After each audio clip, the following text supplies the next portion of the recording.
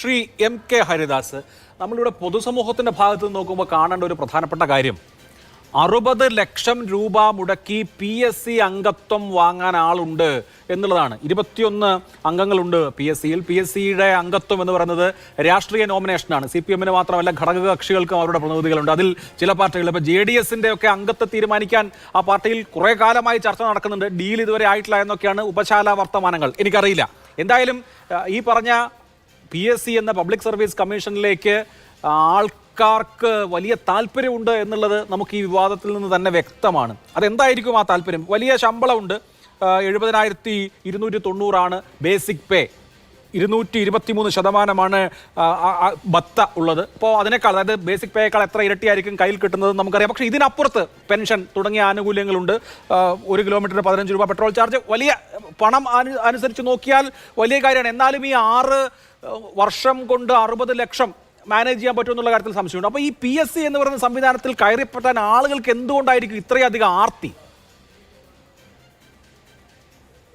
PSC ഒരു കറവ പശുവാണെന്നുള്ളത് ഇപ്പൊ നമുക്ക് ബോധ്യപ്പെടുത്തി തന്നില്ലേ? 8.25 വർഷത്തെ ഭരണം കഴിഞ്ഞപ്പോൾ PSC എന്ന് പറയുന്നത് ഒരു കറവ പശുവായിരുന്നു. അഭിലാഷ് പറഞ്ഞതിൽ നിന്ന് വിവരാവകാശ നിയമപ്രകാരം എനിക്ക് കിട്ടിയ വിവരം വെച്ചിട്ട് ഇവർ ഈ PSC മെമ്പർമാരും ഈ PSC ചെയർമാനും മേടിക്കുന്ന തുച്ഛമായ ശമ്പളവും തുച്ഛമായ യാത്രാബത്തകളും തുച്ഛമായ മെഡിക്കൽ ഇംബേഴ്സ്മെന്റും കണ്ടിട്ട് തലചുറ്റിയിരിക്കുന്ന ഒരു വിഭാഗം കേരളത്തിലെ നികുതിദായകർക്ക് ഈ വിവരം പുറത്തു വന്നപ്പോൾ ഒരു കാര്യം മനസ്സിലായി. അത്തരത്തിലുള്ള നികുതിപ്പണം പറ്റുന്നതിനപ്പുറം അവിടെ നടക്കുന്ന കർട്ടന് പുറകിൽ നടക്കുന്ന ഒരു വലിയ അഴിമതിയുടെ ഒരു നേർചിത്രത്തിലേക്ക് ഈ സംഭവം വിരൽ ചൂണ്ടുകയാണ്. ഇതിന്റെ ഈ പാർട്ടി വെക്കുന്ന അന്വേഷണ കമ്മീഷനൊക്കെ അവസാനം കണ്ടെത്തുക എന്താണ് അഭിലാഷേ? അത് സാമാന്യം തീവ്രത കുറഞ്ഞ ഒരു വിഷയമായിട്ട് അതിനെ കണ്ടുകൊണ്ട് അത് വളരെ നിസ്സാരവൽക്കരിച്ചിട്ട് അത് തള്ളിപ്പോകാനാണ് സാധ്യതയുള്ളത്. ഒരു വെസ്പ സ്കൂട്ടർ ഉണ്ടായിരുന്നവനെ പെറ്റി ബൂർഷ്വ എന്നും ഒരു അംബാസഡർ കാറുണ്ടായിരുന്നവനെ ബൂർഷ്വ എന്നും വിളിക്കാൻ വേണ്ടി പഠിപ്പിച്ച പാർട്ടിയാണിത്. എനിക്കറിയാം, ഞാനത് വിളിച്ചു പറയുന്നില്ല. റെജി ലൂക്കോസോ അല്ലെങ്കിൽ മറ്റാരെങ്കിലോ ചോദിച്ചു കഴിഞ്ഞാൽ അത് എവിടെയാണെന്നുള്ളത് പറയാം. പിന്നീട് പാർട്ടിയിൽ ഓരോ സഖാക്കളും പെറ്റി ബൂർഷകളുമായി മാറുന്നത് ഈ പാർട്ടി കണ്ടില്ല എന്നുള്ളതിന്റെ ഏറ്റവും വലിയ ഉദാഹരണമാണ്. പിന്നെ റെജി ലൂക്കോസിന്റെ വാദം ദുർബലമാണ്. നോക്കൂ റെജി ലൂക്കോസ്, ഇത് മുഹമ്മദ് റിയാസ് സമ്മതിക്കാത്തോടത്തോളം കാലം ഇത്തരം ഒരു സംഭവം നടന്നിട്ടില്ല എന്ന് പറഞ്ഞാൽ ഏത് കുറ്റവാളിയാണ് ആദ്യം തന്നെ ഈ കുറ്റമേറ്റിരിക്കുന്നത്? ഇപ്പൊ ഗോവിന്ദച്ചാമി ജയിലിൽ കിടക്കുന്നുണ്ട്. ഇപ്പോഴും ഏതെങ്കിലും പത്രക്കാരൻ ചെന്ന് ചോദിക്കുകയാണ്, നിങ്ങൾ ഇത്തരത്തിലൊരു കൊലപാതകം ഒരു പെൺകുട്ടിയെ ചെയ്തോ ചോദിച്ചു കഴിഞ്ഞാൽ ഇല്ല എന്നല്ലേ പറയുള്ളൂ. LKG ക്ലാസ്സിലെ തൊട്ടടുത്തിരിക്കുന്നവന്റെ പെൻസിൽ മോഷ്ടിക്കുന്ന കുട്ടികൾ തൊട്ടിട്ട് ഗോവിന്ദചാമിയിലേക്ക് എത്തുന്ന ഒരു കാലഘട്ടം വരെ ഒരു കുറ്റവാളിയും കുറ്റം സ്വയം ഏറ്റെടുത്തിട്ടില്ല. പക്ഷെ എനിക്ക് അഭിലാഷെ ചോദിക്കാനുള്ളത്, ഈ പ്രമോദ് സാറ് ആരെ കണ്ടിട്ടാ പഠിക്കേണ്ടത്? ഈ പ്രമോദ് സാർ തിരിച്ച് 1-2 ചോദ്യങ്ങൾ ചോദിച്ചു കഴിഞ്ഞാൽ എന്താണ് ഈ പാർട്ടി മറുപടി പറയുക?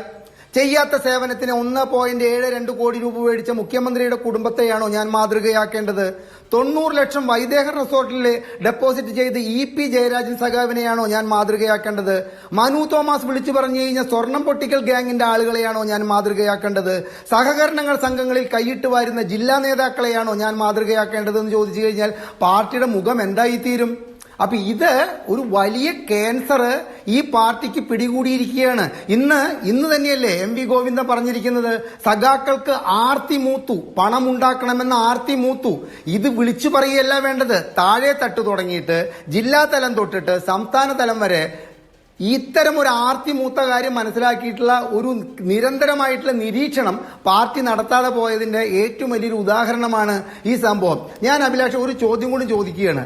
ഈ പാർട്ടിയുടെ ഇന്നത്തെ 1ാം നിര നേതാക്കൾ ഈ രാഷ്ട്രീയത്തിലേക്ക് വന്ന കാലം തൊട്ടിട്ട് ഇന്ന് വരെയുള്ള അവരുടെ കണക്കെടുത്തു കഴിഞ്ഞാൽ നമ്മുടെ ഇന്ത്യയിലെ ഷെയർ മാർക്കറ്റിന്റെ സെൻസെക്സ് ഉയരുന്നതിനേക്കാൾ കൂടുതൽ പൈസ ഈ CPM എന്ന് പറയുന്ന പാർട്ടിയുടെ ഓരോ നേതാക്കളും നേടിയിട്ടുള്ളതായിട്ടുള്ളത് അവരുടെ തെരഞ്ഞെടുപ്പിന്റെ മറ്റേ നോമിനേഷൻ കൊടുക്കുന്നതിനോടൊപ്പമുള്ള അവരുടെ വരുമാനത്തിന്റെ ഇത് കൊടുക്കുന്നതിൽ നിന്ന് നമുക്ക് മനസ്സിലാകുന്നില്ലേ?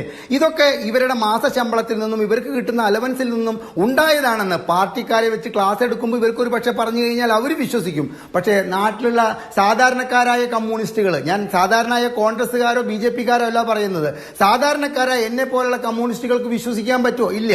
അപ്പോൾ ഇത് നാളെ സംഭവിക്കാൻ പോകുന്നത് വളരെ തീവ്രത കുറഞ്ഞ ഒരു അഴിമതി ആരോപണത്തിൽ യാതൊരു തെളിവും കണ്ടെത്തിയില്ല എന്ന് പറഞ്ഞിട്ട് ഇത് പാർട്ടിയുടെ കോടതിയും പാർട്ടിയുടെ പോലീസ് സ്റ്റേഷനും ഭംഗിയായി ഈ കേസ് തള്ളുന്നതോട് കൂടിയിട്ട് അടുത്ത ഒരു ഇത്തരത്തിലുള്ള വലിയ ഒരു അഴിമതി ആരോപണം പുറത്തു വരുന്നത് വരെ നമുക്ക് മിണ്ടാതിരിക്കാനേ തരമുണ്ടാവുകയുള്ളൂ.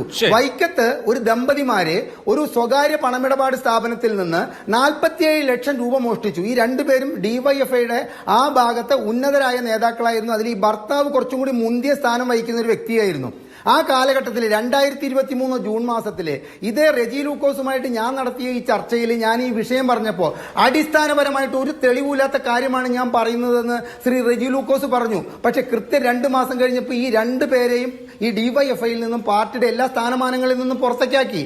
അപ്പൊ ഇത്തരത്തിലുള്ള പുഴുക്കുത്ത് പാർട്ടിയുടെ എല്ലാ ഭാഗത്തും എല്ലാവരും ഈ സാമ്പത്തികമായിട്ട് പാർട്ടിയെ വെച്ച് നേടിക്കൊണ്ടിരിക്കുകയാണെന്ന് മനസ്സിലാക്കാൻ കഴിയാതെ പോയതിന്റെ ഒരു ദൂഷിത ബലത്തിന്റെ നമുക്ക് അവസാനത്തെ ഒരു വാർത്തയാണ് ഇപ്പൊ ഈ പുറത്തു വന്നിരിക്കുന്നത്. ഇതുകൊണ്ടൊന്നും ഇത് അവസാനിക്കുമെന്ന് അഭിലാഷോ ഈ ചർച്ച കേൾക്കുന്ന പ്രേക്ഷകരോ വിചാരിക്കേണ്ട. ഇനിയും വലിയ വലിയ ബോംബുകൾ ഇത്തരത്തിൽ പൊട്ടാനിരിക്കുകയാണ്. കാരണം 2026 മെയ് മാസത്തെ തിരഞ്ഞെടുപ്പിന് മുമ്പ് കൃത്യമായിട്ട് ഒരു ടാർഗറ്റ് നിശ്ചയിച്ചുകൊണ്ട് ഓരോരുത്തരും അവരവരുടെ പോക്കറ്റ് നിറയ്ക്കാനുള്ള മാർഗങ്ങൾ കൃത്യമായിട്ട് പ്ലാൻ ചെയ്തിട്ടാണ് മുൻപോട്ട് പോകുന്നത്. അതാണ് താങ്കളുടെ ആരോപണം.